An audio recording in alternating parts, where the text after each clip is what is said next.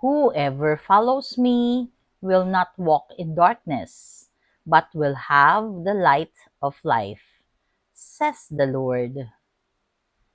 Blessed the man who is gracious and lends to those in need. Blessed Monday in the 19th week in Ordinary Time. Today is the feast of Saint Lawrence. We praise and thank you, dear God, for the gift of today. We praise and thank you for the Gospel according to Saint John. Glory to you, O Lord. Jesus said to his disciples, Amen, amen, I say to you, unless a grain of wheat falls to the ground and dies, it remains just a grain of wheat. But if it dies, it produces much fruit. Whoever loves his life will lose it, and whoever hates his life in this world will preserve it for eternal life. Whoever serves me must follow me, and where I am, there also will my servant be. The Father will honor whoever serves me. The Gospel of the Lord.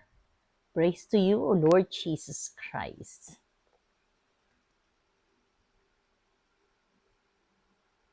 The Father will honor whoever serves me. Ang gandang panghawakan. Pero tayong naglilingkod ba talaga tayo ng naaayon sa kagustuhan niya? Kaya nga ang dasal palagi is, Lord, sana po pleasing to you ang lahat ng ginagawa ko sa aking paglilingkod na ito.